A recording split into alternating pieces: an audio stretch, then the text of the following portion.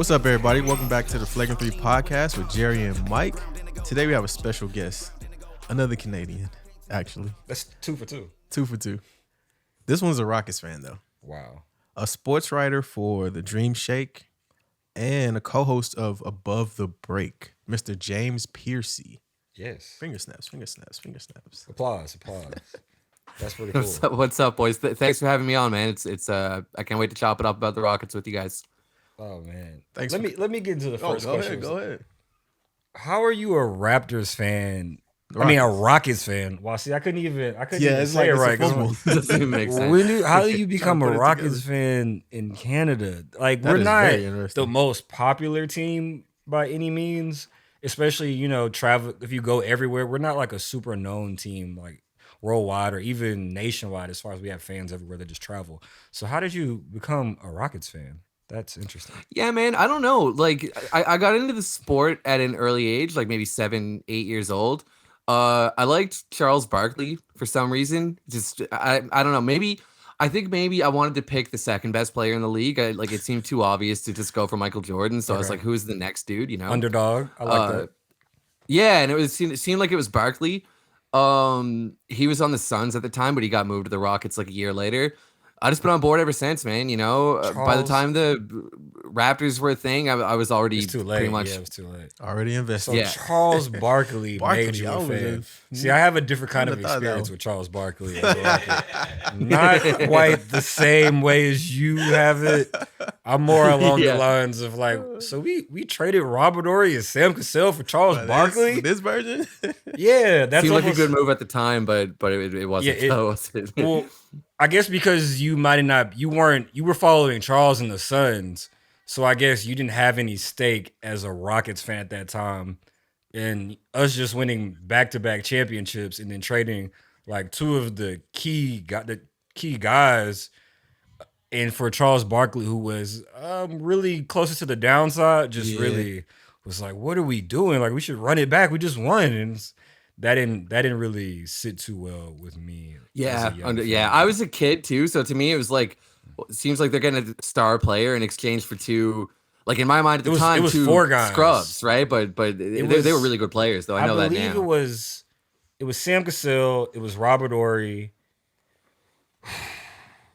Was it Randy Brown, one of the other guys? I'm looking it up right now. I'm trying to think. I know it was 4 guys. It was 4 players. I know that. So Robert Horry and Sam Cassell went to the Suns. That didn't really last too long. Neither one of them stayed at the Suns very long. And I can't remember. I think the other one was Randy Brown, but I'm not sure. It was Sam Cassell, Robert Horry, Chucky Brown, and Mark Bryant. Chucky Brown. Not Randy. Randy Brown played for the Bulls. Yeah, Chucky Brown. Yeah. Wow. And those guys were like contributors in the team, so that just kind of the 3 guys, especially not necessarily Mark Bryant, but the other 3 guys were. So that kind of sucked as like for us, Well, it's like if we would have lost like PJ, Ariza, and who else would I think of? It would have to be like maybe like EG would be like the Robert Horry, whatever. Like if we lost like those type of guys from like our team and we went, that's how it would feel. Like for like a guy. Yeah. Especially if we got like a star that like we got like freaking Russell Westbrook or something. Like that's what. Yeah, basically, exactly. Yeah. Yes. Yeah. Exactly the same. Yeah. So that's why I'm here now. So. But Charles Barkley, thanks Charles. You got us a Rockets fan. Wow. That is very interesting. That's the first. So, what player made you fall in love with the NBA exactly? Charles Barkley. Was that Chuck? Yeah. Okay. Yeah. Barkley was, I don't know. I just like, there's something to, when I was a kid, I thought the fact that he was like 6'4", 6'5", but he was leading the league in rebounds. I just thought that was so cool, Like, still think it's pretty cool, to be honest. I'm sure it's a lot of people. Had a lot of tenacity. But you're the first person I've heard say that. I'm sure it's a lot of other people who feel that way. I've just never I haven't personally ran across anybody who said that. So that's pretty cool. Yeah, no, I get that. Yeah, I feel like Charles gets left out a lot of now in 2022. People definitely forget how good he was. Yeah, they just you kind of see like fat Charles Barkley, like Rockets and stuff. We're like, no, Charles Barkley, especially Sixers Charles Barkley, Suns too. Oh like my God. so Suns athletic, too. And he wasn't more as He was more, I guess, polished with the Polished, yeah, he Suns. was very polished with the Like Suns. as far the athleticism, he was a little older. He was still athletic, but like later as Sixers, Charles Barkley was just like it was Zion-ish. It was like, man, this guy is 6'4" and he's dunking on people and blocking shots and taking out rebounding big men and everything. Like he was a generational player. He was, man. He was unique, right? Like you're not supposed to be 6'4", 6'5". You're not supposed to be 6'4", 6'5". doing stuff like that. No, Unless you're Chuck he was pretty Hayes. incredible. What's that? Unless you're Chuck Hayes. Unless you're Chuck Hayes, yeah. I love that. I love that you could get the reference. Talk to somebody that knows about That Chuck gets Hayes. So speaking of Chuck Wagon, generational, come on, man. Chuck generational, Wagon, I got a question for you. Do you remember the shot that Stockton hit on your guy Charles? Yeah, I think it rings a bell. I know about it. I'm not sure if I watched it like at the time. I definitely watched it. So wait, how old were you around that time? Well, I'm 35, so I guess you know I would say that shot was I'm like 90, 97, so 98. we're close to the same age. Okay. Yeah. I definitely remember that shot, and it definitely hurt. Yeah, I remember that shot too. I was at my aunt's Yeah. house and like the whole house just went crazy. Yeah. I was young, but I was like, "What is happening?" Yeah. And then I saw a replay. And I was Right? like, Yeah. Chuck. Yeah. I'm from a hockey town, man. So all these things were like me and my best friend just gravitated to basketball for some reason. All our other boys were into hockey, so That's pretty cool. we pretty 'cause much experienced all that stuff on our own at the time, you know. That's similar what we talked about with our last guest, because Yes. she was from Canada. And she talked Exactly, about, so- I guess, just hockey and the difference of how, I mean, the Raptors changed the outlook for like kids growing up The there, sport, yeah. especially because hockey's so expensive. You know, it gave something for kids to do that couldn't afford hockey to like get into basketball, and that was like pretty cool just hearing that, because that's something we never thought of, because we've always had basketball, like, you know, Yeah. that's not a big And football, difference. I guess, right? 'Cause Yeah, where yeah. I'm from, like, there's no kids don't play football. There's no organized football, right? Right. We played unorganized, but yeah, there's no like football league. Did y'all play unorganized hockey? Like just go. I didn't play hockey at all, man. You didn't play hockey I at all, I man? don't like Okay. hockey. Wow, what kind of Didn't touch it Canadian at are all. you? Even I played Yeah, I just hockey. don't like Even it. I don't I know, played man. like a few seasons of hockey as like a kid. And Look you're at in this Canada. Licky For real, yeah. Louie over here. Wow. Yeah, no, I played basketball and soccer. Okay, basketball and soccer. Okay, Not a bad combo. that makes sense. That makes sense in Canada. Soccer's big in Canada, correct? Yeah, for sure. I'd Yeah, big assume it enough, was. you I know? just never actually asked the question. I would just assume it was. Just America soccer. Yeah, is hockey, big. like you said, hockey's expensive. So everybody's parents, Super Like expensive. my parents couldn't afford. When to you put me in realize how hockey much growing up, when you realize how much like hockey skates cost, and you realize how gloves and padding and like a stick costs, it's like, wow, like this is on a kid. Yeah, the average parent, especially, you know, if it's not a 2-parent household, depending on the income, can't exactly afford that. You know, Yeah, it's crazy, man. it is. It's an elitist game, you know. And soccer kind of is too, because of the traveling. Now, and how much traveling you got to do. Baseball also as well. It's like you have to pay for stuff as far as equipment, and then they travel a lot. Like those are travel sports. So that's in there. A lot of them are year round. So it's like it's really expensive. Yep. So you've been a Rockets fan since the late 90s? Yeah, I figure like 97 Okay, probably so- was the first year that I cared about the team. Yeah. I gotta know your starting five. Position All by time position. starting five? All time starting five. Position by position. And you can add a 6-man if you want to. All right, man. So center's going to be a controversial choice, right? 'Cause wow. it's not Oh Hakeem. no, don't say it. Flagrant. Yo, here's the thing, because Hakeem was out of his prime You're right. when I was a kid, You're right. Okay, makes right? sense. And if Okay. like he's forgiven. obviously the best Rocket ever. That's obvious, right? Yeah. It's not But close. if we're talking strictly like Since you've been involved. Since you've strictly been a who fan, I yeah. loved as Yeah, I a got kid you. and who, you know what I mean? Yeah, it's Yao Ming, honestly, because I thought Yao Ming was going to change the NBA. I was really excited about him, right? So Yao Ming at the 5, Barkley at the 4. Unfortunately, you know, but that's what it is. Yeah, there's I like Shane Battier at the 3, man. I really thought Alright, Battier was Shane, like, change it up. yeah, and just really one of the best 3-and-D wings that we ever had. Like a really high Before field 3 and D player. was a thing, it was really Yeah, him. he's It like was kind of elite. an innovator that Yeah, way, no, right? It wasn't even a thing at that point. Yeah. So I always love Battier. And then I'm gonna have T-Mac at the 2, and I'm gonna have Harden running point. All right. And six man PJ Tucker. All right, I like that. PJ is one of my favorite Rockets, man. It sucks we didn't get him Oh, earlier because I knew like it wasn't gonna last long, depending on age and like the run we had. I just wish PJ was like a 10-year Rocket. Like I just love those kind of players. You want overseas, PJ?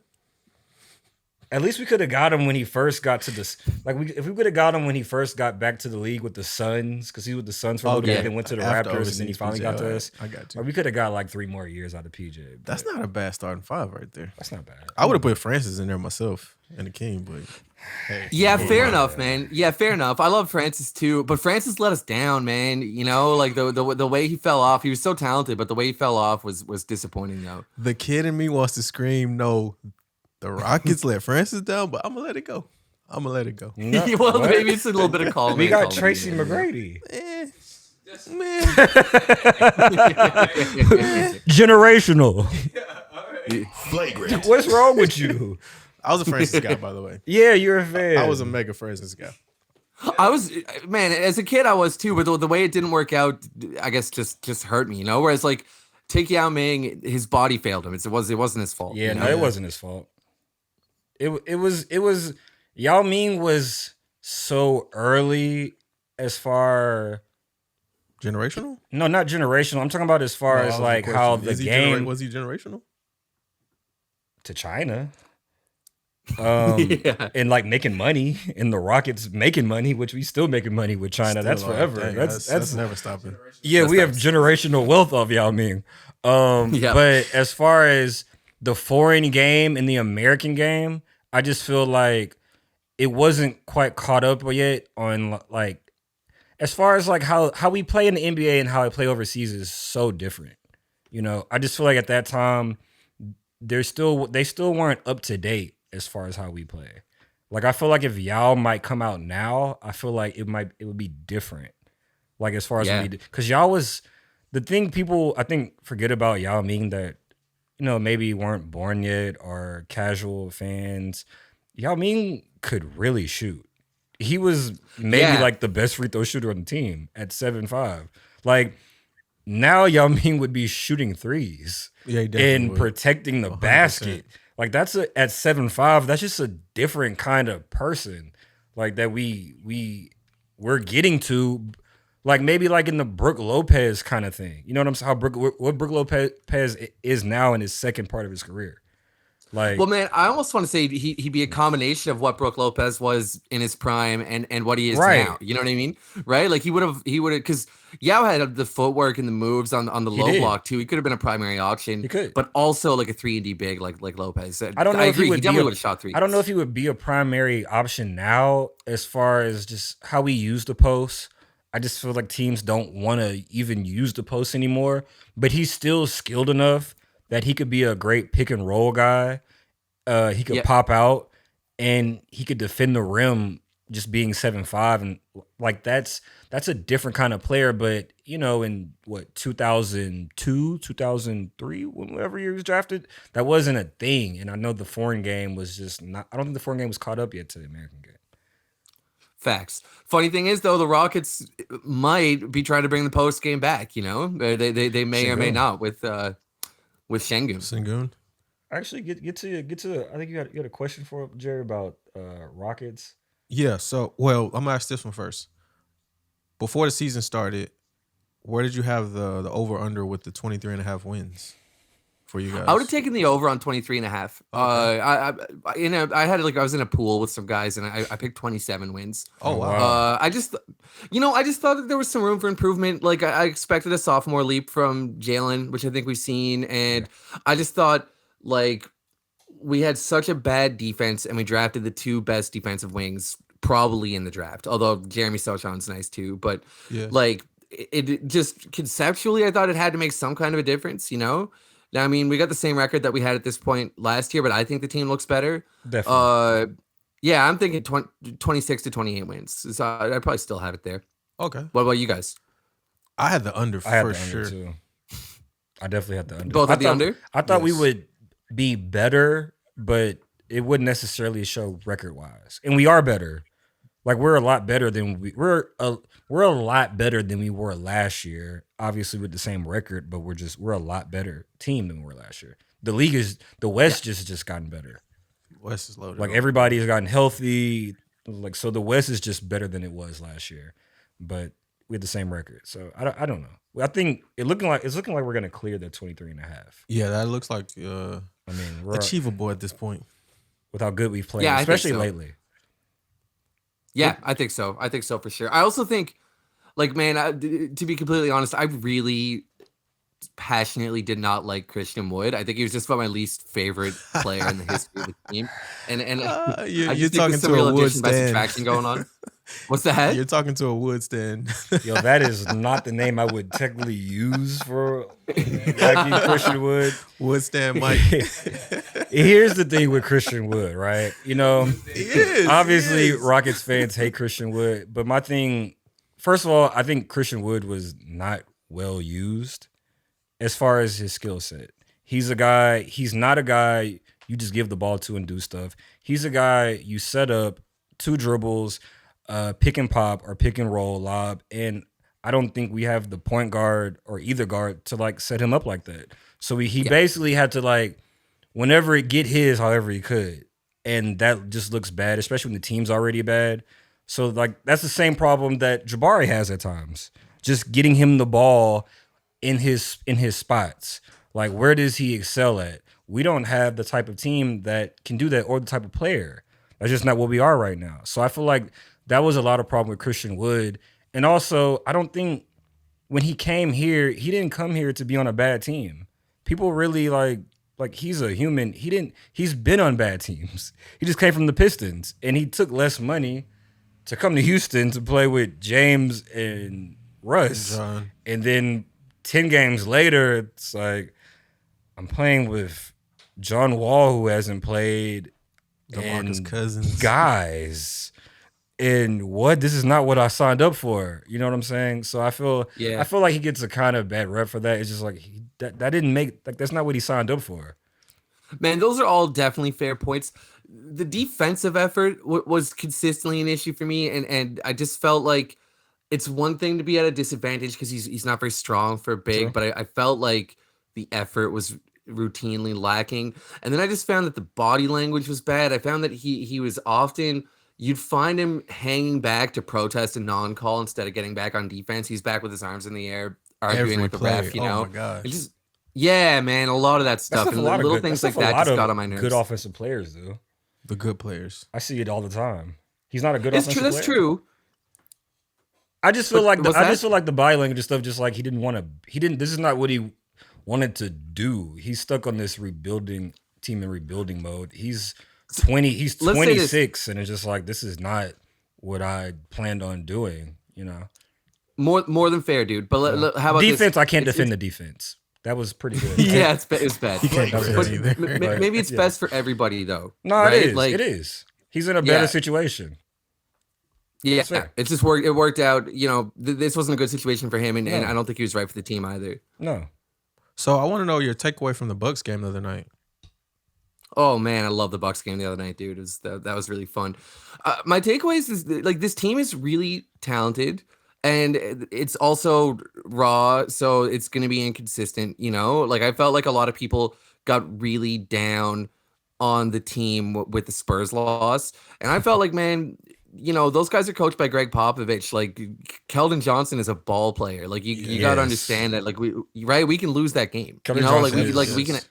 Keldon Johnson is Absolutely. better than any player we have on the Rockets right now. Yes, as like he currently, is. he's better than any guy we have actually. Like Yeah, exactly. I firmly believe Jalen and probably Barry are going to be better players. But Yeah, at this yeah. exact moment, yeah, Keldon Yeah. Johnson would be the best player on the Rockets, no doubt, right? So it's like, yeah, we lost to the Spurs, but then to turn around and beat the Bucks, man. I guess the most positive thing about the game was probably Barry's defense on Giannis, right? Like he actually locked him down. It's pretty Yeah. crazy. I saw NBA Twitter going crazy about that. especially Rockets Twitter. Yeah, We yeah. listen, I can appreciate that from having so many guys. I love the guys that fight. The PJ Tucker, the Patrick Beverly guys. It's like those are the guys like, okay, I'm cool with you're gonna make mistakes. Your offense might be whatever, but those are the guys those are the guys I want. Like even Tari. Me too. Like you want the guys that have they're gonna just play hard. You might not play great offensively, like stats wise or the box score, but just play hard every game.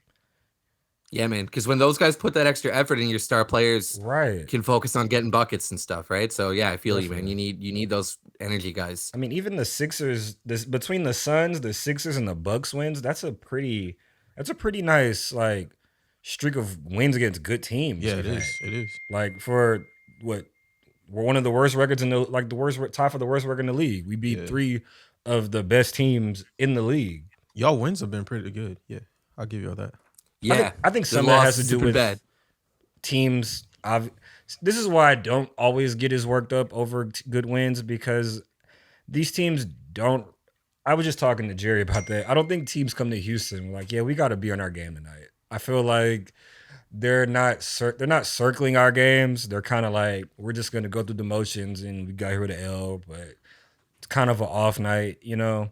So I'm not always sure. It's kind of hard to judge sometimes those games with like good teams because I can just see like teams not take us seriously. A lot of times, good teams will let teams hang around in the fourth quarter, like get away because they were coasting. You know, Well, I feel like that's part of the journey of a young team. it is. Like you get the attention of the good teams eventually, 'Cause and they then, fought. and then they start to bring it when they see you, and then you get another level. takes a You while. go another level. It takes a while. Yeah, I don't. no, it's I don't it's judge a it time as thing. heavy as some others might, just for that reason of, like I said, of just being human. And it's like if you see the Spurs and the Rockets like on a back to back, you're like, okay, we got a vacation. Like, you know, that's how teams feel. We might rest a few guys, play a little bit less minutes. Like, we're not taking it seriously. We're not going to practice these nights. You know, so some of that I don't. No, I don't do feel you, I don't. but I guess all you can But say it to still that is like, counts. well, exactly, It and still if they counts. still lost, then that wouldn't speak well about the young Yeah, core. You know what I mean? yeah. So like even picking up those wins No, means it something. still But counts. you're not wrong though. I know what It you're all saying. And it the all way- matters for going forward. The way those wins come about too matter too. Like Jalen scoring 30, Bari with amazing defensive plays. Yeah, no, all that little stuff counts for us. Well, Tari didn't put up that many Yeah. points, but he's still active as usual. KPJ, like the way the game plays out matters a whole lot. Yeah, definitely no do. doubt, man. That's exactly right. Jalen carrying the offense always means it's a big win. You know, like when Eric Gordon drops 30 and we get a dub, it's like, I don't. That doesn't really Yeah. tell me anything about what's coming. 'cause you he's know, just- like I don't want to see that. yeah, no, not at all. But speaking of that, we had a question. What besides obviously Jalen and Jabari, what 3 guys do you think would you keep if you were in charge going forward? Okay. Yeah. First on my list is definitely Tari Eason. To be honest with you, All right. I love Tari, All right. man. Yeah, he did. Yeah, Listen. that kid, like That's his ability to just get the ball is crazy. Hey, like the offensive rebounding and the steals. I can't remember the exact numbers, but he's setting some kind of record for like he is. most combined offensive rebounds and steals for a non-center. I think rookie. Yes, the It's a percentage. little obscure, but like he It's- gets the ball, man. It's see ball, get ball. That's like a football term. Just like he's just out there. If the ball is there, Tari's in the area. He's hawking it. And it's like that was my guy during the college season that I was just like, we got to have that guy. Like that's I like because him like too, last year we were such a small perimeter team. I'm like, man, we have a bunch of 6'3", 6'4", and 6'5" guys. It's like, dude, we have no length in the perimeter. It's like, we need to like become a bigger team. And I saw him and just his defense, his physicality is what drew me to him. You watch some of his college stuff, and it's like, this guy is just like pushing around these guys. Like, and He's kind of not just like he's a maniac, man. he's Like not like he's the- possessed, he's competitive, you know. Like he isn't even like the biggest guy weight wise, but he's just Yeah. physical and just stronger than everybody else. And it's like, man, I want that guy because even though he's raw on offense, you see the flashes of like, if he just kind of if he puts in the work for a few years, there's stuff there that he just pulls out every now and then. It's like, no doubt, yeah. man. Yeah, he's got the burst and he's got the strength and he's got some creativity around the bucket. I think he just does. gets a little bit wild Tunnel with it vision, sometimes, you know. definitely. Yeah, he's not a good sometimes, playmaker. That's not why we drafted him. But his strength on offense is just you don't have to be as skilled a guy when you can just kind of move guys out the way. Like I was watching Yeah, Kawhi no doubt, that's actually right. last night, and I was like, Kawhi doesn't have like the greatest handle. He's not like blowing past people, but when he gets you on his shoulder, it's like you're moving. And it's like, yo, you're not gonna stop him. Yeah. It just is what it is. Doesn't matter. Exactly, man. Exactly. So next guy on my list, similarly, would be people aren't gonna love this necessarily, but Garuba, man. To be honest with you, I really Wow, I like didn't Garuba. expect I that think. one. Yeah, I know. I think he's got a really good head for the game, man. I think he's smart, and I think he's always in the right position. And he's just another one of those types of role players that you like, man. Uh, I guess my third is Şengün, but if I'm being completely honest with you, man, Be honest. I have concerns about Şengün, dude. The kid has got really slow feet. Like, Same. I love watching him play. He's Love really it. skilled, really impressive. Definitely. But is he playoff proof? Like, do you guys think this guy's gonna get ran off the floor in a playoff series? Because like, I I kind of think do, he man. would. Yes. My thing with Şengün, and it's like when people look at Jokic, when people look at Nurkic, when people look at Valanciunas, you see these guys who can obviously score and they have skills, they can pass, they can do things. Can your offense outweigh your defense by a lot? Like how good it's almost with Şengün, he needs to be really good on offense for it to make sense. And currently, he's Yeah. good on offense, but not that good. So at times you're like, yeah, he can't stay on the floor. He fouls a lot. He's out of position a lot. Yeah. You know? And you know what, man? I don't think it's like basketball IQ, and I don't think it's not that. desire. I think he just literally is just too gifts. slow, man. Yeah. You know, and I don't know how you fix But that. I always right? say that one of the thing I can go back to is to give him a little chance. Marc Gasol is one of the slowest centers we've ever had. Marc Gasol True. is dirt slow, and he became Defensive Player of the Year by just being smart and just knowing where to be. I think His arms are a bit longer though, man. Not to they be are a a bit hater, longer. but He's definitely a longer. He's a taller player. But too. even Jokic last year, he's not a great defender, but he was. If Şengün could just be okay, Yeah. like Jokic just being okay changed everything last year. He took a leap defensively, just being okay. I'm not great. I'm not good. I'm just okay. Like I'm gonna Yeah, that's true. get in the right position. If we need to trap somebody, if to hedge on a pick and roll, all this type of stuff, like just get in the right position. Şengün feels like he's a step slow almost every time. Yeah, almost every time. And then he's fouling Yeah, when he's out of position. Yeah, we're gonna see. You know, he definitely, like, don't get me wrong, he definitely has a higher ceiling than like Garuba. 100%. But I think he's definitely got a lower floor at the same time. You know, But does he because of have those a ways. higher ceiling? He technically has a higher ceiling as being the better player, but does he have a higher ceiling in being the right player? That's what. Yeah, That's exactly, what I think man. people get confused on. People like the guy who say, "Yeah, you can score a lot of points," but yeah, we don't need a guy who scores a lot of points. We like whatever team you don't. Yeah, we don't need a guy who does this. Can you be the guy who does this for this team? You know, that's why I'm not sure. Technically better player, but not better in what we need.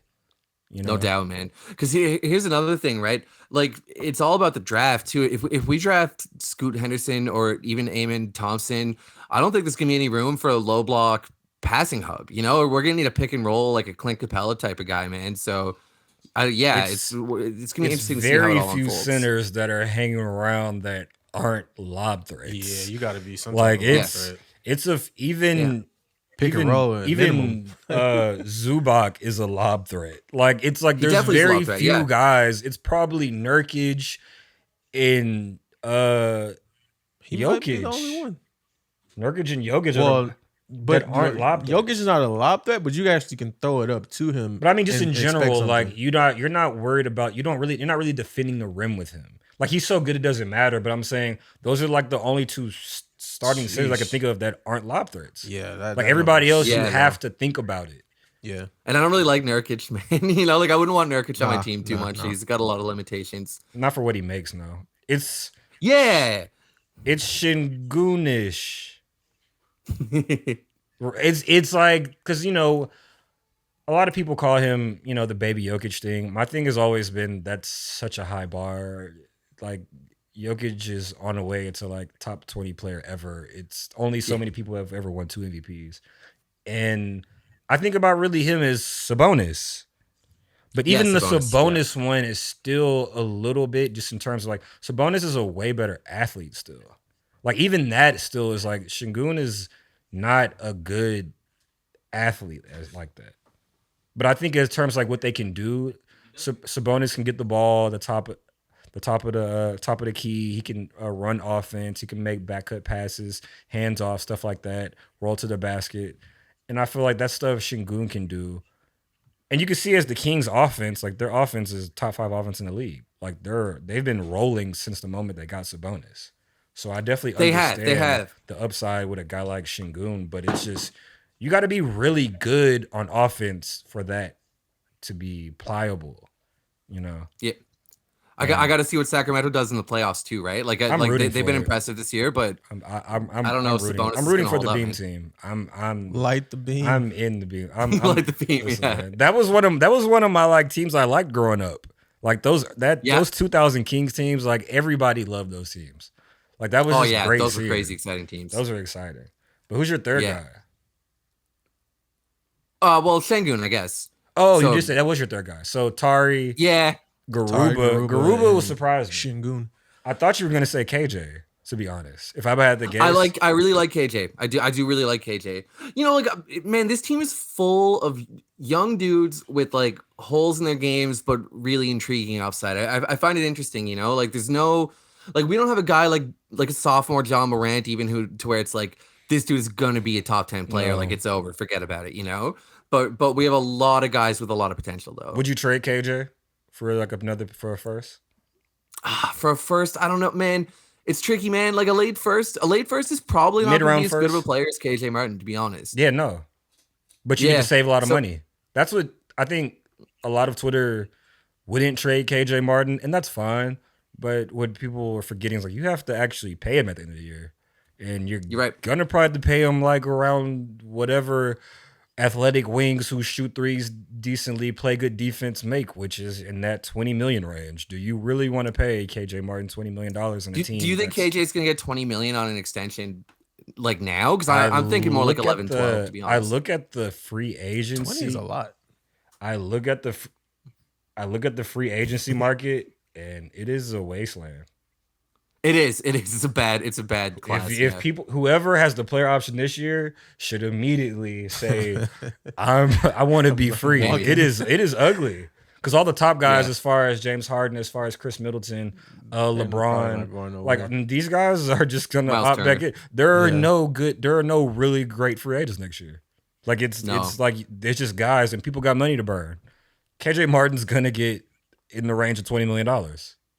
Unless he just tanks out. I don't know if I want him at 20 million, man. Like if he tanks out the rest of the year, that'd be different. But as far as right now, what he's doing right now, like I don't want to pay him $20 million on a team we don't even know what we are yet. You know, like you press the button. So you're kind of kicking the can. So I see that logic, man. You know, there's a lot of guys in this draft, a first round pick, and then we could package it with the Bucks pick and trade up too. Because I'm always about options. In my GM mind, if I ever was a GM, I'm always about keeping flexibility. Mm-hmm. Like, how good is KJ Martin really? Like, probably not 20 million. Do you see him being so much better than what he even is now, or is this probably around what he is going to be? You know, and I think about that, I'm like, well, we could probably find another guy like that we don't have to pay $20 million because we're trying to figure out who the core guys are, like who are our key guys who we need to pay. You don't want to get in the habit of paying everybody. Then you end up like the Hawks who paid everybody. And it's like, actually, we don't want you, Reddish. We don't want you, Herder. John Collins, we don't even know about you either. Like now they're just kind of, you know, because you paid everybody. You're right. Then you're in a weird position. Yeah. The Hawks just paid everybody and then now they want to trade everybody. Like Collins dumped Kevin Herder for nothing. And he's been having he's been having like the best season of his career. They just dumped him off because it's like we can't really afford him. Like we don't know what we have to try to like move around pieces. Like that gets we got all these first round picks, man, like 7 in the past 2 years. Yeah, I just think flexibility is key. People get caught up in it's like flexibility is the key to keeping your roster open for the future. Like I saw the Kuminga and KJ stuff, and I'm just like, I'd make that trade right now. It's not even close. I'm sorry. I love KJ. He's a good player. Give me Kuminga, who's doesn't need to be paid now, and has the higher upside. What's the problem? I'm interested to know about your take on Jalen. He's one of my NBA sons, actually. Yeah, Jalen Green. Like, What do you think? What do you see with him? I love the kid, man, and I definitely think he's the most important player on the team. I think the question with Jalen is this: is like, are you going to be like a top 25 player, or are you going to be like a top 10, creeping even into the top 5 conversation players? Because I think he's got the upside to get there. Hold on, what is at your the same time? A lot of scores. What does your league. gut tell you? On the spot, what does your gut tell you? Is he top is 15 he gonna... player? How about that? Top 15 player. Oh wow. Yeah. All right. Yeah, I think the kid is a sponge. That's one thing I really like about him. Like he's added passing this year. You know, he's making reads out of pick and roll that he wasn't making last year. He's a good man defender now. He's still a pretty bad team defender, but he can lock his guy down. The numbers tell us he can anyway. And you know, the first step is like ultra elite, man. Like 99th, 100th percentile. I think he might have the best first step in the league, honestly. And that's a tool that you can leverage a lot, you know? Definitely. He's just got to polish it, man. He's got to get that like Devin Booker footwork and sort of gets a little more layers in his game, you know? They've got to tighten up the handle. That's one thing I'd really like to see from him. That's definitely the main thing with him. Yeah, he's definitely got to tighten up the handle. It looks bad. It does at times. Yeah. But where would you guys place him? Like, what do you think the future holds? So it's funny you asked that question. This GM next to me, he would trade him for Ben Mathurin right now. Trade him for who, sorry? Ben Mathurin. I said it. Ben Mathurin. Oh, no, I couldn't do it, man. No, Mathurin's having a great year, but... Mathurin has a few things physically where I'm just like... He has a few things physically Flagrant. that I'm just... Have you seen his free throw rate for a guy off the bench? Like, that's not normal. For a guy, especially a rookie, to get to the free throw line that much and shoot as good as he is and as big as strong as he is. So you trade Jalen for more free throws?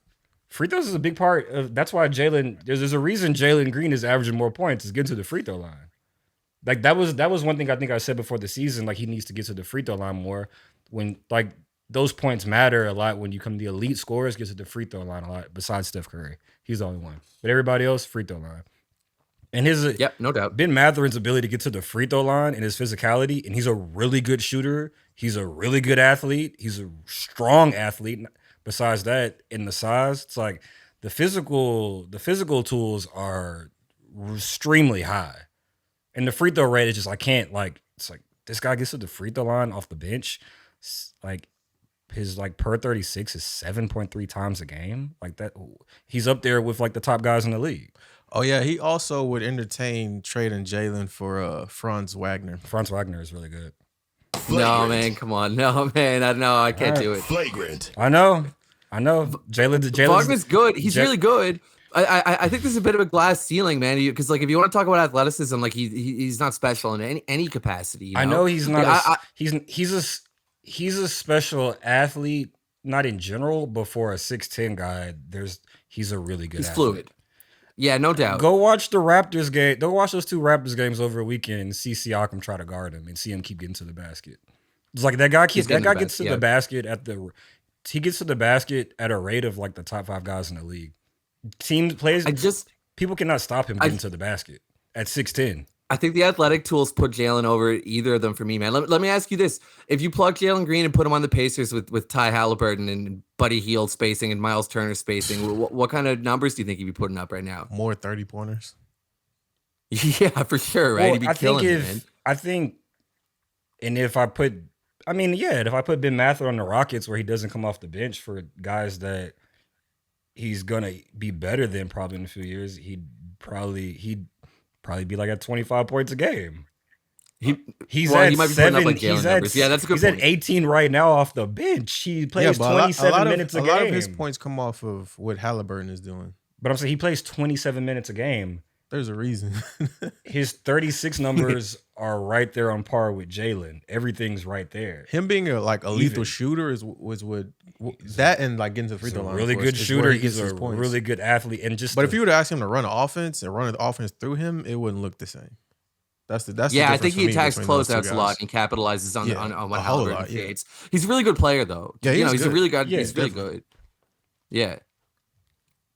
But yeah, I mean, his physical tool, just watching a little Pacer stuff, because like I'm a big Halliburton fan. Just like, hey, this Ben Mathurin guy is really way better than I even thought he was. So good, I want to trade Jalen.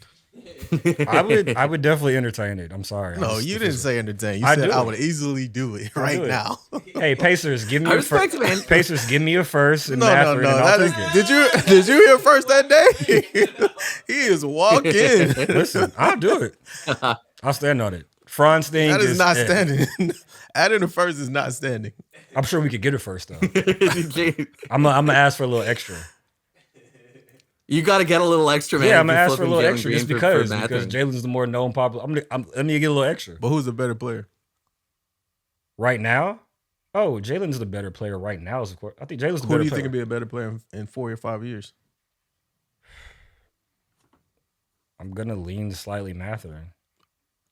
I'm going with physical tools and stuff I see. The free throw stuff is the just, physical stuff works initially. The free throw stuff actually have skill after that. But he has skill. Yeah, he doesn't have offensive skill like what you're. How did Jalen look last year? And how did Jalen look this year? But that's Jalen. That's part of Jalen's game. That's just a matter of getting better at that aspect. No, but he's actually good at those things. Go watch some Mathurin tape at Arizona and see how he taking over games as the guy, like there. It's there and it's in a bigger body. Mathurin in 5 years. Hey, I'm just saying, man. I could be wrong, but what I'm seeing, too. I'm not. Hey, what I'm seeing is what Franz. I see. Man. Free throw rates. Get to the line. Yeah. That was the biggest thing I saw with Jalen this year, though. Just as far as him last year running away from contact or not, and this year he's getting to it. He's forcing a lot. He's putting his shoulder into people, and you see the difference when he has a bad shooting night. He can still have a good game because free throw line. Yeah, dude. There was a play down the stretch of the Bucks game. I think it was the last field goal attempt Jalen had the whole night where Brook Lopez was the primary rim protector. I thought Jalen was going to go back into a midi because that's what he would usually do. Is he would veer away from the contact, but he bodied right into Brook Lopez. Got 2 free throws. Sixers game too. Yeah, he did it. He did it late, and we talked about it. Yeah, we were wondering why KPJ at the end of regulation took a step back 3. And I was like, get to the line, at least try to draw a foul. And Jalen does it at the end of overtime. I saw that face.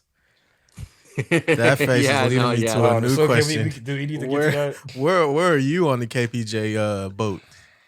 I'll tell you what, man. I'd trade him for Benedict Mathurin. That's for sure. Yeah, no, I don't. I would be in on that. I'm trying to figure out what Pacers starter wouldn't I trade him for. I would be in on that one too. I'd take any Pacers starter at this point for KPJ. I'd trade him for probably any Pacers. I don't know if we don't really need Buddy Hield right now though, but like. Yeah, KPJ, man. I think he's a 6th man. To be honest, that's my take. Like, which is there's no shame in that, man. Yeah, some really talented ball players have played that role, right? Yeah, but like I do not think he's a starting point. Here's the thing. I'm guessing you guys agree with me. I have been on this definitely. I've probably been on this since the beginning of last year. Me for me, I was in Rocket Spaces earlier this year, and they were so about the KPJ thing. I was in Rocket Spaces, and they talked about they brought up as far as guys to average 18 and 8, and there was a list of guys, and for me, I said 18 and 8 isn't a big deal, and they named the guys, and it's a pretty good list, and my whole thing is like, so what if he averaged 18 and 8? That still wouldn't make him good. If KPJ averaged 2 more assists, would you feel different about him? No. Yeah, no. Well, because the thing with stats are funny, right? Like show turnovers, out of control right now. What is that? What is even good at this point anymore? It feels like Kyle Kuzma is averaging over 20 points a game. He's a good player. I don't think of him as a 20-something point scorer. Yeah. Like, what is even the stats are just out of control, right? I'm not even sure. So when we're looking at guys, of course that list is good, but it's like that doesn't mean he's good though because he's in the list. Nah. And stats are a function of usage, right? Like KPJ is running point for this team, and they're a Knights fan where it looks like he's like a heliocentric, like Luka type of player, So who it's else like is passing the ball a lot?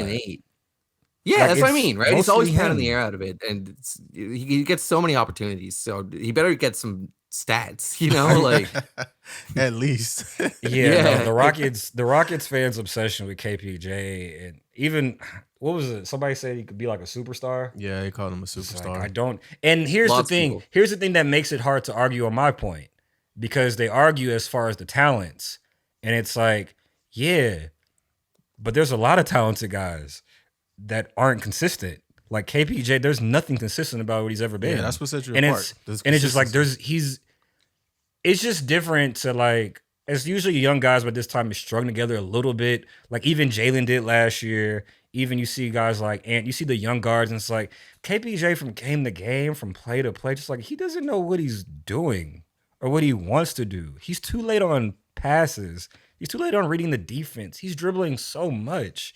Like just moving the ball up the court. It's so many things. Just like as a guy who's the main ball handler on the team, that's just like doesn't make sense for me. Yeah. Like the goal should be be more, man. Guys that make Jalen better. He does not make Jalen better. No. He's in the way. Like, hey, man. Exactly. Like just how I see, even when I see other guys that get the ball, KPJ get the ball, your idea should be, where is Jalen on the court? Push the ball up to him in transition, not dribble slowly up the court. It's just little things like that. Like that just make sense to me. Şengün gets some of that stuff as like a guy as a creator because he has a really good IQ. But we won't push, I guess, that far into making him, the hub for our offense. Don't do it. But KPJ just doesn't have it as that guy to me. He's a good player talent wise. He has a lot of talents. Yeah. But where do they fit on this team? Yeah. So he's a good ball player, man. He can play. He can play. Yeah, of course he can, right?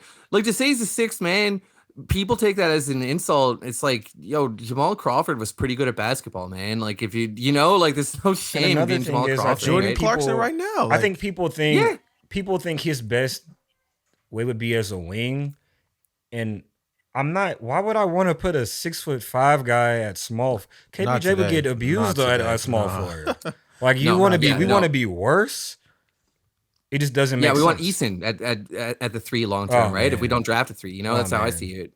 I want that right now. Yeah, me too. Yeah, I'm annoyed right now. It's like, yo, put that guy in the game like right now. I just want to see him play for 36 minutes a night, like 34 minutes a night. Last question before we let you go. Are you with Coach Silas or Coach Lucas? Oh, I put an article out today, man. Should John Lucas be the new head coach? Man, okay. You were saying earlier a lot of things about Christian Wood that I say about Silas. I think Silas gets a little bit of undeserved hate, man. Yeah, he didn't sign up for this, right? No. He signed up to coach James Harden and Russell Westbrook. Definitely did. Not, bark at KPJ to hit corner shooters every night. Like, so I would stick it out with Silas a little bit, man. I have a feeling this guy knows like X's and O's and basketball concepts, and he's got a good basketball mind. I don't think he's the type of dude to tell kids how to act and stuff, like that's just not who that guy is. Like he's he's a chill guy, right? So next year we're trying to win games. I'd like to see what he has in his playbook before we move on. So I guess Silas, yeah. My whole thing with that is, which I've said it on Twitter, I've said to him before, I don't know how good he is yet because our team isn't good. It's like it's really not fair to like, look, what do you expect out of this? Look at Pop's, the best coach maybe of all time, considerably, and we have the same record. It's like, what do you expect out of this? Like, we're not good. Our guys are young. They make a lot of mistakes. Like, as far as a coach, and it's just like I can't tell how good a coach is until he has an actual team. Like, you look at whatever the Bulls are doing, you can say Billy Donovan is bad. It's like, hey, you have good players. You shouldn't be this bad. The Timberwolves is like, yeah, you have good players. You shouldn't be this bad. It's like, actually, we should be this bad. Like, there's no reason. If anything, we should maybe be a little bit worse this year, right? Yes. So look at the 3 wins we just had. Yeah, exactly, man. I know. Yeah, dude, what are y'all talking about? Like, I see, because a lot of people have argued on Twitter about like the players they're not giving credit to the coaches in growing, and I think a lot of people don't understand the amount of work coaches and assistants do in giving their players work in what to do, young guys, and what they want to do going forward, like for the upcoming season. It's like, these guys have improved who hasn't improved individually since last year? I'm trying to figure out. Besides, Gup, we haven't basically. seen. Well, we haven't really seen him. He's been too busy modeling. But as far like everybody's pretty much gotten. Everybody's gotten better. Like there's nothing you can say. Like everybody's gotten better. KJ's gotten better. EG's old. KPJ's he's gotten slightly better. Jalen's gotten better. Şengün's gotten better. Garuba's gotten better. We added Jabari, but like these guys have gotten better. You know what's the problem? Jabari's gotten better as the year's gone on. You know, I like to see some of that's just being a kid, but like no man. If development is the measure, like he's doing really well. Because I don't think next year's I feel like really it's gonna depend on Jalen. When Jalen hits like the real leap, then it's like, all right, we have to figure it out like in this time. Right now, it's still kind of up in the air to like, it doesn't make sense to speed it up and like try and want to win or even it makes like obviously try to win, but like winning it shouldn't be that big of a deal. It's we're at where Jalen is. That's why he's our guy going for. He's the star guy. When he jumps to that next level and it's like all-star kind of peaking, it's like, all right, like we're here. Now we got to figure out all you other guys, who's going to be around, who's not going to be around. It's like, this is we got a guy. So right now we don't have like a guy. Like Jalen has been really good, but I can't say like he's, you know what I'm saying? The guy. Yeah, no doubt. We're not at the point yet. We're not there. The other still thing early. is, like we have our pick this year, and then we don't have a pick for the next couple of years, right? We are picks to the Thunder with top 4 protection, so it's like we have every incentive to lose this year, and we have no incentive to lose next year. So like things shift really dramatically over the next 2 Then, seasons. like I said, the free agency next year, it's like, what are we getting?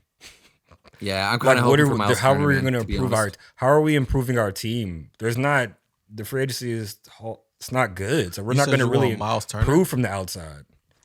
Yeah, I like Miles Turner, man. The only issue with Turner is he can't stay healthy, but like it's a big man that can space the floor and protect the rim. What's that? He makes sense with this team. He makes sense as like really any NBA team. Yeah, he makes sense the with Lakers. any team, man. Yeah. Hopefully that doesn't happen, but because also if we drafted Scoot Henderson and then we signed Miles Turner, I think we could be like a team next year. I really think we could be like a playing team at least. What do we do with Şengün? Just tell the Rockets Nation, what do we do with Şengün if we get Miles Turner? I don't care, to be honest with you, man. Like I don't know, let him run the second unit maybe or something. Clip that one, Trey. We're gonna that one. That's definitely it right there. But besides the Rockets, like what teams have you enjoyed watching this year? Like obviously you watch Rockets basketball, but it's 29 other teams. Like what team's been your interest? Funny enough, we talked about them a lot, man. I've been watching the Pacers a lot this year because me too. Tyrese Halliburton is my best fantasy player, and I also just love watching him. I love the way he plays. So yeah, he's a fun watch. We had an interesting conversation so good, yesterday about Tyrese Halliburton, and I want to get your take on it. Who do you think is who do you think is the better player right now, Tyrese Halliburton or LaMelo Ball? Probably Tyrese Halliburton, man. I would say that both of them struggle a little bit with they have very similar struggles. Yeah, they do. Shot creation. But yeah, shot creation, rim pressure, and neither of them are excellent defenders, right? No. But Halliburton is an elite shooter, whereas Ball is like just a strong shooter. So I think I would give the edge to Halliburton. The crazy thing with Halliburton I love them both. I didn't think his shot was going to work. It is a funky shot. It is a stiff, very funky. funky shot. And that's why a lot of teams, I'm sure, were scared of him, as including me. But he just keeps making them. Like, but at this point, it's clear that he can shoot. He's a good shooter. As weird as it is, he's a good shooter. And obviously, they had the same problems. The in-between game, mid-range, it's hard because obviously the way he shoots, it's not there.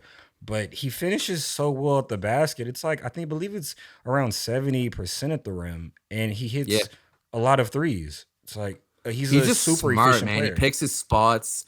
You know, he can make any read, any pass on the floor. He can make it. The 40 assists with no turnovers in 3-game stuff is wild. That's crazy. That's not normal. No, man. I love point guard play too, right? Like maybe that's part of why KPJ drives me nuts. Like I love passing. I love creative passing and guys that do that. And you know what? Here's the thing, right? I'm not opposed to having a guy. We don't necessarily need a true point guard. We just need I just like smarter players. KPJ is not a smart player. He can play. Basically. He's not a smart player though. Like, oh my God, I couldn't imagine him on the Spurs. Pop would lose his mind. Pop would lose his mind. He really would quick. lose his. Yeah, He would no lose doubt. his mind. He would have a DNPs by now. He's just not a smart player. Yeah. Speaking of players Yeah. y'all would like, I want to read this tweet that someone tweeted the other day on Twitter, of course. And I would like to get Mike's initial reaction, and then I'll flip it to you, James. Yeah. This tweet says the quote unquote "we need Scoot/Wemby" agenda needs to be dead. We want them real bad, but we don't need them. Listen, I've seen Scoot Henderson play, and we've all seen Wembanyama play. I feel like every team needs Wembanyama. There's no team that doesn't need whatever that guy does. Like that's. So James, now the floor is yours to I beat don't- the Chargers. I don't know where you're going with that one, James. I thought you were an adult, and when you said that, I was like, oh my God, like I don't think I can I listen to this guy after saying this? This is what? You're stirring, you're feeding the crowd the wrong stuff. Like that is not No, come on. You're feeding the All right. Let me say this. Beat the Chargers. Boston James. Celtics just made the NBA Flagrant. Finals with Jason Tatum and Jaylen Brown, right? True. Year before that, the Phoenix Suns made the finals with a core of DeAndre Ayton, Chris Paul, and Devin Booker. None of these dudes are like the best prospect ever, like generational, earth-shattering. Like Tatum has developed into an MVP candidate, True. but like you just got to build a good team, man. So it boils down to what are we talking about when we say need? You know what I'm saying? Like, of course we want Victor Wembanyama on the team. That'd be amazing, but it's like to say that you need him to win championships. To me, you're implying that he's going to win every championship from his rookie year to his we retirement. don't know You what that. I mean? Which is We not- don't know he won't. Well, if he does, then I was wrong. You know. Listen, like I've told them before, it's like, hey, I don't care if Wembanyama's a bust. I just want him. If he is a bust, I want to see it in a Rockets uniform. I just want to be the Yeah, team. yeah, that'd be- I yeah, want to yeah, be yeah. the team that like takes the chance. I don't care. Like, all right, he might. I suck. don't think he's going to be a bust. I think he's going to be incredible. There is. right? But I it's think like- there's no. I think just watching. There's no way for him to be a bust. It seems impossible if healthy. If Yeah, he's no, I just, agree, If yeah. he's just not a 20-point scorer, all right, well, he's getting like 16, 10, and blocking like 4 shots a game and hitting threes. Yeah. Like, what is that? Yeah. Like, there's no player that fits his description and what no, he does. yeah, no, he's very special. But I just, to me, to say you need him is like saying, like, I need a mansion or I can't be comfortable or something. You know what I mean? Well, It's the thing like, I would we say can't it as- need the best player ever. The biggest reason I would say that is, I don't think Jabari is offensive star. What Me do you neither. think? I don't No, think I he's don't think so. And so going forward in building team, Jalen is obviously one of our guys. Do we know if Jalen is a number 1 guy or number 2 guy? That's to be determined. But we obviously need another guy. It's like, hey, Yeah, we got no doubt. we got this duo right here, and you got to deal with that. And until that point, it's like I want the best possible guy. It's like, But do we know? So I mean, what about if Luka Doncic demands a trade in 2 years, right? Like, or maybe LaMelo Ball. Like these guys all look right, like they could be Jabari, available. Şengün, Tari. Who else we got? Nets picks. Bye. Yeah, right. We got an offer. We do have You know? a serious offer. Yeah. And also there are dudes in this draft, like there are other dudes in this draft. Like I love the Thompson twins, man. Those kids, Yeah, I love them too. they're crazy. Yeah, we were gonna get to athletes, you about right? the And draft. smart too. What are a few of the guys you would throw out there that you really liked? Obviously, you said the Thompson Yeah, twins. I like They're both athletic, Thompsons man. a lot. Those guys move at 6'7", 6'8", whatever tall they are. Those are two athletic, that's Oh, they're twitchy crazy. guys. Yeah, both and they're of high them. field too. Eamon especially has got crazy court vision. Like yeah, he does. you know, he's like LaMelo Ball with vertical. Like he's pretty crazy prospect. He could be better than Scoot Henderson, man. If It's it works possible. out, he's 6'7" point guard. The You know? height. With Scoot with the I- Scoot stuff, his feel for the game and the way he plays at 18 is just not. It's been a really long time since I've seen a guy who's he has every tool. It's true. It's just like, oh, he's athletic. Oh, he's out here dunking on people. Oh, he's like running the pick and roll, like throwing a perfect pass in between, throwing the pop pass, and he's hitting like mid range jumpers. He's got a guy on his shoulder. He's filling him out, and he's drawing a double team. And he's like, So he he's an just all-star? does. Would you have him at an all-star? I would project nothing less than him being like an all-star level player. Yes, Okay. I feel like a number 2 pick. It should be nothing less. Like, yeah, you're the number 2 Jabari? pick. Oh yeah, these be superstars. If you draft a guy in the top 3, you're banking on them being probably top 5. You're banking on them eventually being an all-star. That's Yeah, what yeah, That's agree what with you're that. aiming for. no, but that's to what say you're not. should You're not be? drafting him thinking he could be a good role player. You're hoping No, he's no, gonna no, be no, an not the top 3. all-star. That's why you draft him. Oh, hoping. Okay, there we go. Yeah, but when you're not drafting him to be like a okay role player, you're drafting him with the hopes of being an all-star. When you're drafting, 17 Tari, you're like, hopefully he can just be a good player, and we'll find with that. Yeah. When you're drafting the top 5, you're like, he needs to. We want him. So, James, could you see Bari as a number 2 on a championship team? Probably not, man. To be honest with you, it's possible. The handle is really weak. The overall creation ability, like he's got no burst, right? He's not really a run and jump athlete. It's hard for me to imagine like how he creates in the half court. I think he's gonna be a really valuable basketball player, though. Definitely. I'm definitely high on him. He's I the think type he's of probably guy one of the that best. it doesn't matter what your team is. He can He could fit play with any somewhere, 5 guys, You can any plug other him 4 in guys. It's like just put him on the court. It's like if Exactly. you can He's just gonna hit threes and play defense. Yeah. shoot 6'10", play defense, length, all that stuff, plays hard. It's like, yeah, I could use that guy.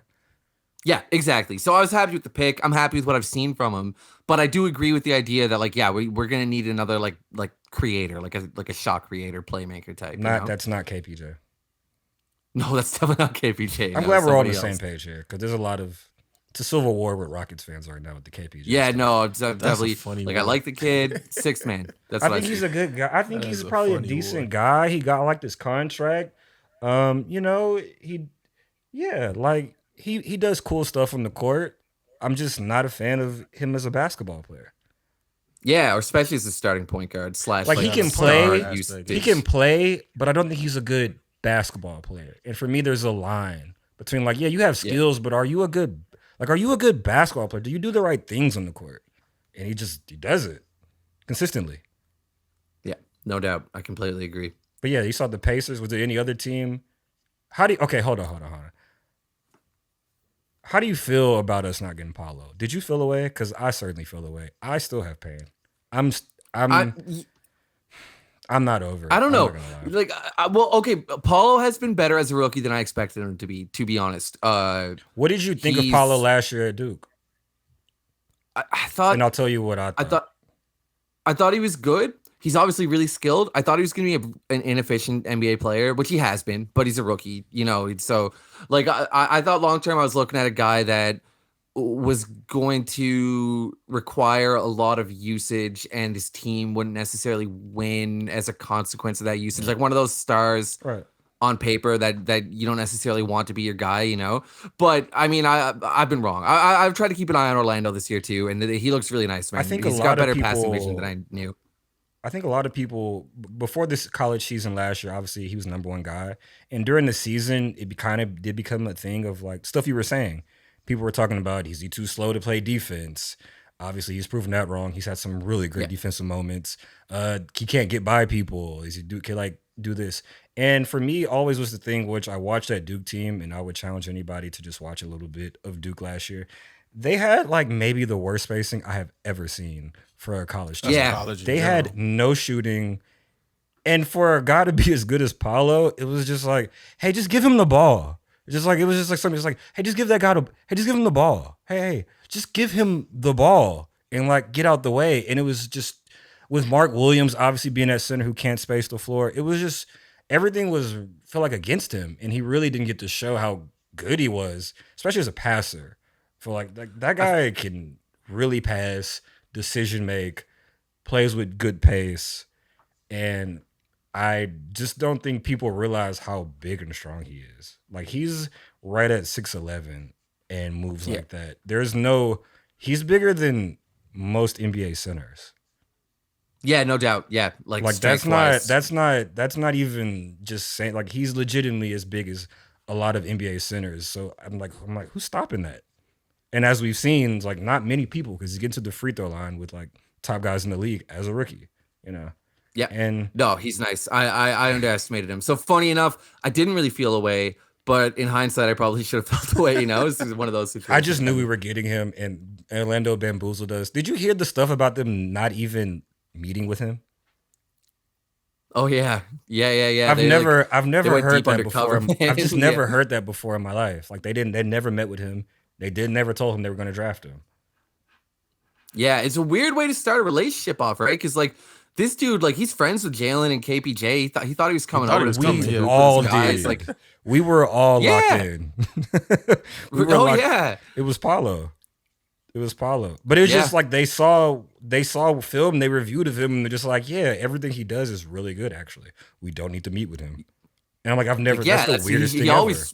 He always should have been number one. You know, that's why it was weird. Like, I love Bari, but you don't really take a 3-and-D wing with the I first never overall understood pick. the Bari stuff at number one. I felt like people looked at his highlights and it's like, yeah, but that guy never gets to the rim. Yeah, like he never gets, for a 6'10" guy, he never gets to the rim. That's a bit disturbing. And he's athletic, but not as athletic as you think. That's the thing. When you actually watch him, it's like, yeah, he can move, but not quite like I thought it was. I think his athleticism is really weird, man. He's got no burst. Paulo's a better athlete than Jabari is. And probably. It's like you wouldn't have thought that. His lateral mobility and his hip flexibility are pretty crazy. That's why he's just a weird athlete, man. Athleticism is weird. Everybody's athletically different. Yeah. Like Paulo is very good, quick for like a big guy, twitchy. Like Jabari moves his feet really well, goes from side to side. Jabari from like north and south, it is not that appealing. There's nothing there. He doesn't get off the ground. He's not above the rim. Like he's not gonna be a guy that's catching alley hoops over everybody and stuff like that. That's just not who he is. But I don't know. It was just the only thing I just said was like, if I was drunk, I might pick Chet because he has no actual ceiling.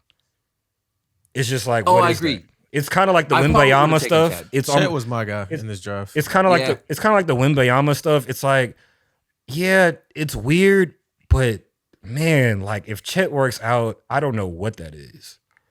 Yeah. Like I don't know what I can't even compare whatever he is to anybody else. Because I saw the summer league stuff and it was a 7-1 guy hitting step back threes off the dribble and hitting. Man, I hate he's not playing. Man. I hate he's not playing. Like listen, Jabari, he plays great and he plays hard defense, but those two guys up ahead of him are just different kinds of guys on offense. Yeah, no doubt. Yeah, shot creation is going to be the difference. That's the NBA, right? You know, when you draft a guy that big, you're thinking about shot creation. Like he needs to be. People don't get paid to play defense. Like that's just what it is. How many points can you score? 25 points a night. Get 27. All right, well, cool. We'll figure out everything else. You know, that's right. Exactly, man. I'm okay. I'm encouraged. I think he's going to be solid for us. I love. He plays hard, so I can't be mad. He plays hard, and I'm cool with it. Yeah. Well, I see your Rockets on right now. So. Oh wow. 7-0. Oh, y'all are up 7-0. Going back to back on the Suns. Pretty sure you want to get. All right, let's go, man. All right, man. So we want to thank you for joining us. Definitely, thank you, man. Pretty cool episode. Man, thank you guys. I had a great time. Come back anytime. Oh yeah, it's great, we definitely great have talking. you on again. Yeah, we'll definitely we'll probably have you on Appreciate maybe like during the halfway, maybe like close to All-Star game to see what's going on now. Maybe you'll be depressed or something by then. We don't know. Or happy. We don't know. Right, like man. whatever. We'll see with these Rockets. Yeah, time will tell. Yeah, thanks again, fellas. No problem. But that was it with James as of right now. You can go check him out with the Dream Shake. Check him out in the Dream Shake. This is the F3 podcast. You can check us out on YouTube, Instagram, follow us on Twitter, all DSPs, and we'll catch you later. Hopefully, maybe we'll have another guest next time. We don't know. We're 2 for 2 with Canada. Yes. So I don't know what this is, but I don't know what's up with this one. But all right, y'all. See y'all later. Take care.